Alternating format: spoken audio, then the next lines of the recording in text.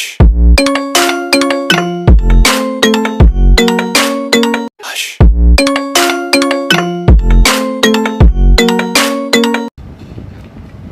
Good morning students, part third students. ये 5वां class है। ऊंट पर हम लोग आगे बढ़ते जा रहे हैं। पूरे चैप्टर को मैं लगभग इसी तरह से आपको पढ़ाऊंगी और धीरे धीरे आप मेरी बातें, अब तो मैं आपकी जेब पे रहती हूँ मोबाइल के साथ, तो आप जब चाहिए एक कहानी जैसी चीज़ मैंने बनाई है और एक कहानी सुनाने जैसा काम मैं कर रही हूँ। ऊंट जैसे महान विज्ञानी, विल्हेम ऊंट जैसे महान विज्ञानी के संबंध में, तो मुझे लगता है कि ये फ़ायदा करेगा और बहुत आपको याद हो जाएगा। So please listen the video repeatedly. I think it will help you.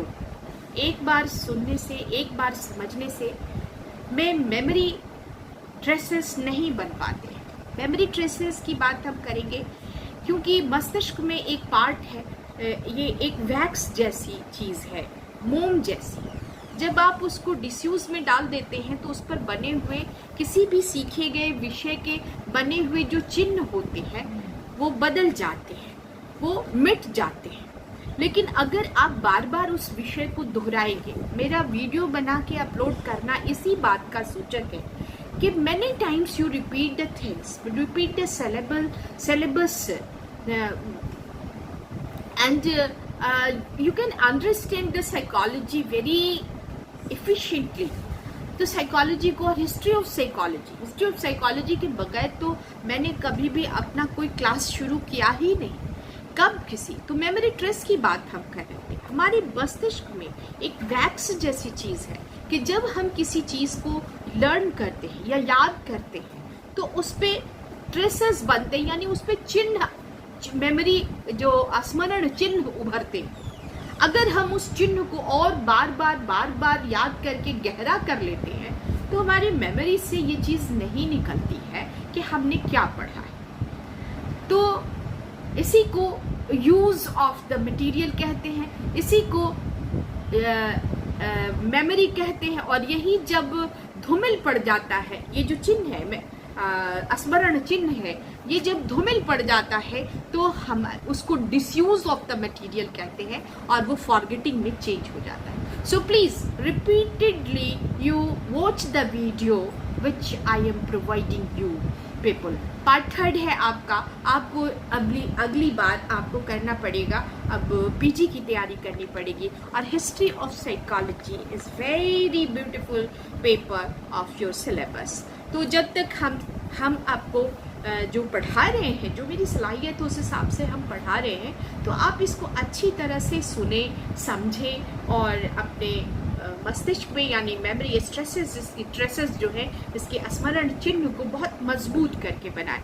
क्योंकि अब बाद में भी जब आप अगर टीचिंग करते हैं तो अध्ययन, टीचिंग लाइन में अगर आप आते हैं, इस प्रोफेशन में, मैंने भी एक चेयर आपके लिए बगल में रखी है, you please come with the इक्विप्डनेस और आप आइए और मेरी बगल की कुर्सी पे बैठिए। तो ये हिस्ट्री ऑफ साइकोलॉजी आपको हेल्प करेगा। और आप कहीं भी बैठ के अगर बात करेंगे, मैं थोड़ी लंबी बात कर रही हूँ, तो अगर आप कहीं भी बैठ के बात करेंगे साइकोलॉजी के संबंध में तो it will help you, because कि आपके पास इतनी जानकारी होगी कि मनोविज्ञान की घटनाएं किस तरह घटित हुई और किस तरह ये नवजात शिशु एक बड़ा क्षेत्र बनकर, अध्ययन क्षेत्र बनकर खड़ा हुआ, जो कि आज साइकोलॉजी डिपार्टमेंट की जिम्मेदारी इस कोविड-19 के संबंध के समय में इतनी ज़्यादा बढ़ गई है कि everyone is in need of some psychological support, psychological resilience का इन्हेंसमेंट, मेंटल हेल्थ को कैसे हम अपने सही रखें, मेंटल हेल्थ में हमारे मस्तिष्क का जो भाग है वो किस तरह से प्रभावित होता है, किस तरह से हमारी बातें जो है वो बहुत ही, तो ये सारी जानकारियाँ और ये सारी देन जो है विल्हेम ऊंट की है, जिसको हम लोग इस लेक्चर सीरीज में जान रहे हैं। तो ये 5वां क्लास है, आप इसको सुनिए। अच्छा खासा आप लोगों को हमने बोल दिया। तो लिप्जिग प्रयोगशाला के अब देखिए क्या है, उन्ट के जो जितने भी छात्र आए उसमें सबसे ज़्यादा इंग्लैंड से आए छात्र टिचनर को बहुत इज्जत मिली, क्योंकि टिचनर ने उन्ट के को एज इट इज़ परफॉर्म किया, उसमें कोई भी चेंज नहीं लाया और कहीं से भी उन्होंने उन्ट के एक एक बिंदु को उन्होंने बहुत ही सार्थकता से स्वीकार किया और बहुत, परंतु जब इन विद्यार्थियों ने, जो और विद्यार्थी थे, उन्होंने भी टिचनर को बहुत इज्जत दी। उन्ट भी टिचनर को बहुत मानते थे, बहुत ज़्यादा बहुत प्यार करते थे अपने उस स्टूडेंट को, क्योंकि वो जो भी बच्चा एज इट इज़ फॉलो करता है उसको हर टीचर बहुत पसंद करता है। तो ये चीज़ है कि उन्होंने किया। लेकिन जब देखिए अमरीकियों का स्वभाव होता है, कुछ दिन एक जगह रहेंगे फिर वो हट जाते हैं वहाँ से, तो अमरीकियों ने रिवोल्ट शुरू किया कुछ विषयों पर, और विवाद होते हैं। डेमोक्रेटिक यानी प्रजातांत्रिक सिस्टम में अगर हम आए तो हमारे विचारों के मतभेद होते ही हैं। तो उन्होंने जब उन लोगों ने, कुछ विद्यार्थियों ने जब सबों ने टिचनर को छोड़ दिया, सारे जो स्टूडेंट ग्रुप था उन्होंने टिचनर को अकेला छोड़ दिया। और विशेष रूप से अमरीकियों ने वुंटवादी मनोविज्ञान से कुछ भिन्न मनोविज्ञान, जिसकी चर्चा आगे होगी, उसको किया। तो सबसे पहले जो रिबेलियन एटीट्यूड रिबेल किया, किसने किया? विद्रोह किया। किसने? अमरीकियों ने एक अलग प्रकार के मनोविज्ञान की स्थापना का प्रस्ताव किया और उसको फॉलो भी करने लगे। चलिए, लिप्जिग विश्वविद्यालय, आइए फिर उसी में वही हैं अभी हम लोग। लिप्जिग विश्वविद्यालय की प्रयोगशाला में नए प्रयोगात्मक मनोविज्ञान के अनुसंधान इतने जोर शोर से होने लगे कि उनसे संसार को अवगत कराने के लिए एक प्रभावकारी शोध पत्रिका रिसर्च जर्नल, जिसको कहते हैं हम लोग आजकल बहुत सारे रिसर्च जर्नल्स को जानते हैं, की आवश्यकता हुई। तो एक स्टूडियन नाम का फिलोसोफिशे स्टूडियन, जर्मन लैंग्वेज में, तो हम लोग स्टूडियन ही बोलते हैं, STUDIEN, स्टूडियन का प्रकाशन आरंभ हुआ, क्योंकि बहुत सारी जो है वहाँ पर बहुत सारे शोध वहाँ किए जा रहे थे।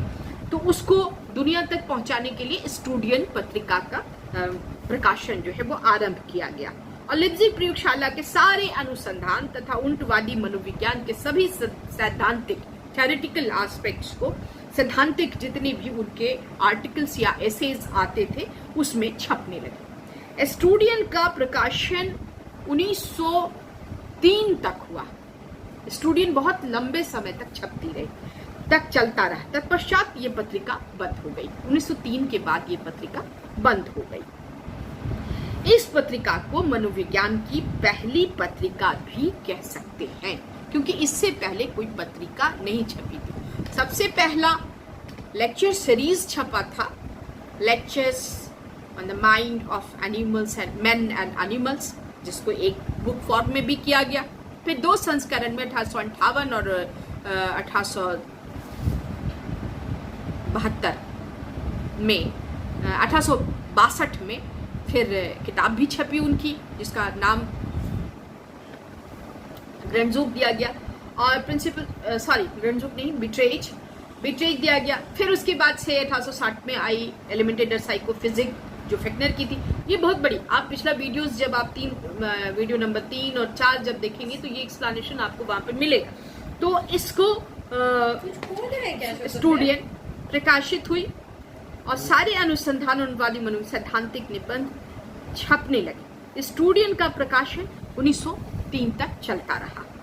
तत्पश्चात ये पत्रिका बंद हो गई। 1903 में ये पत्रिका बंद हो गई, क्योंकि 1903 तक 2 स्कूल ऑफ साइकोलॉजी, इस सेंटेंस को याद रखिएगा, प्रकाश में आ चुके थे। पहला जेम्स ने विरोध शुरू कर दिया था 1895 में जेम्स ने शुरू कर दिया था, और 1903 में वाटसन भी आ गए थे। इसीलिए स्टूडियन का, मुझे लगता है as a student of psychology I understand कि स्टूडियन का पब्लिकेशन जो है वो क्षतिग्रस्त हुआ और वो बंद हो गया और बंद हो गई। इस पत्रिका को मनोविज्ञान की पहली पत्रिका कहते हैं स्टूडियन को, क्योंकि इसमें 6 वर्ष पहले बेन ने इंग्लैंड में माइंड नामक पत्रिका का प्रकाशन आरंभ तो किया, परंतु इंग्लैंड में ऊंटवादी मनोविज्ञान की जड़ें कभी जमी ही नहीं, इंग्लैंड में कभी नहीं जमी। जबकि इंग्लैंड से उनके जो स्टूडेंट टिचनर आए थे उन्होंने ऊंट को एज इट इज फॉलो किया। दैट इज वाई ऊंट को फिर मैं रिपीट कर रही हूं कि Titchener was more ancient than Wundt himself. तो ये चीज बहुत ही स्पष्ट रूप से, लेकिन वो जमी ही नहीं और वो पत्रिका बंद हो गई, इसलिए स्टूडियन ही पहली पत्रिका कहलाती है। और माइंड का प्रकाशन तो वहां जम नहीं पाया। अब ये आगे हम लोग बढ़ते हैं कि स्टूडियन लिप्जिग प्रयोगशाला की पत्रिका के रूप में आरंभ हुई, तो इसका नाम दर्शन शास्त्रीय अध्ययन रखा गया। ये बात क्योंकि वो प्रोफेसर थे दर्शन शास्त्र के, इसलिए उनका नाम स्टूडियन यानी दर्शन शास्त्रीय नाम रखा गया था। लेकिन इस पर बहस करने की कोई जरूरत हम लोगों को नहीं है।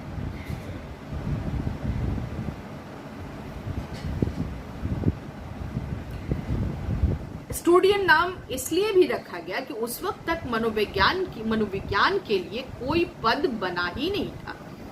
वो फिलॉसफी के प्रोफेसर थे और वहीं से इस साइकोलॉजी को हैंडल कर रहे थे एज एन इंडिपेंडेंट साइंस। तो ये पद बना ही नहीं था, इसीलिए उन्होंने नाम जो है वो फिलॉसफिकल नेम इसका दिया स्टूडियन और दर्शन शास्त्रीय अध्ययन, जिसको जर्मन लैंग्वेज में फिलोसॉफिकल स्टडीज कहा जाता है। फिलोसफिकल स्टूडियन का अर्थ हुआ इंग्लिश में फिलोसफिकल स्टडीज। तो यहां तक बात हम लोग की आ गई और इस नामकरण के कई कारण थे स्टूडियन के, इसमें बहस में पढ़ने की जरूरत नहीं है। अब हम लोग आगे देखेंगे कि नेक्स्ट क्लास में जो क्लास नंबर 6 होगा, ये 5वां क्लास है लेक्चर सीरीज में, ये 5वां क्लास है, इसको हम यहीं पर एंड करते हैं और छोटा छोटा क्लास है ताकि आपकी समझ में आ सके। तो इस क्लास का रिकैप आप ये है कि उनकी जो किताब, जो पत्रिका छपी, उनके जो स्टूडेंट्स आए और जो पत्रिका उसका फिलोसफिकल नेम क्यों पड़ा, ये सारी चीजें, क्योंकि मनोविज्ञान का कोई पद था ही नहीं और उन्ट प्रोफेसर ऑफ फिलोसफी थे, मगर वो काम अपने प्रयोगवाद पर, जो मनोवैज्ञानिक प्रयोगवाद पर कर रहे थे, उसी आधार पर उन्होंने 1879 में साइकोलॉजी को independent psychology field of psychology बना दिया। वहीं उनके स्टूडेंट्स आए, कुछ जर्मनी से ही आए और कुछ अमेरिका से आए और कुछ एक इंग्लैंड से आए और ही वॉज द टिचनर। तो टिचनर ने साइकोलॉजी को, जो उनशियंट साइकोलॉजी थी, उसको, उसके झंडे को, उसको फ्लैग को बिल्कुल पकड़ लिया और लोग अमेरिकी अपने विचार के अनुसार पीछे हटने लगे और एक नए तरह के मनोविज्ञान की स्थापना का प्लान बनाने लगे और उन सबों ने टिचनर को छोड़ दिया। जबकि उनशियंट ग्रुप ऑफ स्टूडेंट्स में सबसे ज्यादा इज्जत अगर किसी व्यक्ति को मिली और जिसको प्रकाष्ठा पर थी, वो थे टिचनर।